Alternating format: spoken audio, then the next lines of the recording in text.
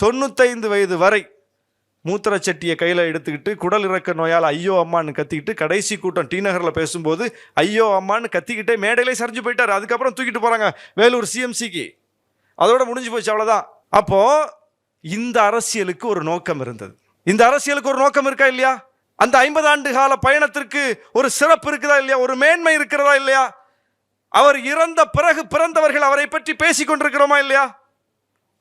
அப்போ நாம இறந்த பிறகு நம் தலைமுறை நம்மை பற்றி பேசுவதற்கு என்ன விட்டு செல்ல போகிறோம் என்பதுதான் அரசியல். அங்கதான் லீடர்ஷிப் இருக்கு. அம்பேத்கர் எந்த சமூகத்திலிருந்து வந்தவர்? மிகப்பெரிய அதிகாரம் பொருந்திய சமூகத்திலிருந்து வந்தவரா? ஒடுக்கப்பட்ட விளிம்பு நிலை சமூகத்திலிருந்து வந்தவர். அன்றைக்கு அரசியலமைப்பு சட்டத்தை உருவாக்குவதற்கும் இந்தியா என்கிற ஒரு நாட்டிற்கான புதிய சட்டங்களை உருவாக்குவதற்கும் யாருக்கு வாய்ப்பு இருந்தது?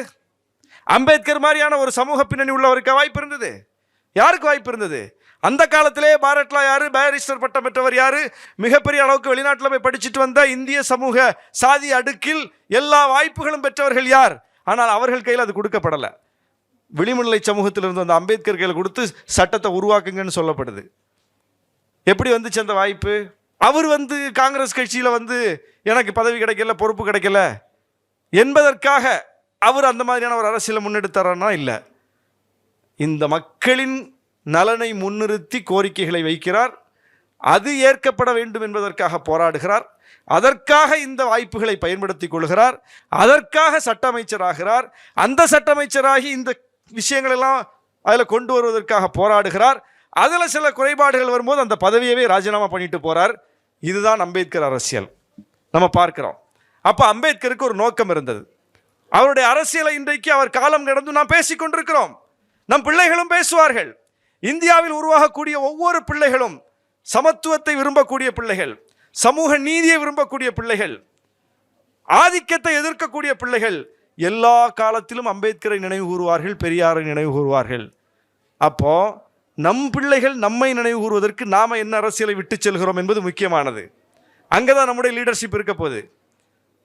நாம வெறுமனே ஒரு சினிமா கவர்ச்சியில ஒரு தற்குறி கூட்டத்தை உருவாக்கி வைத்துவிட்டு எதையுமே தெரியாத, எதையுமே உள்வாங்காத, கூரையில ஏறி கோஷம் போடுற ஒரு கூட்டத்தை உருவாக்கிட்டு போனா நம்ம காலத்திலேயே நாம் மக்களால் நிராகரிக்கப்படுவோம்.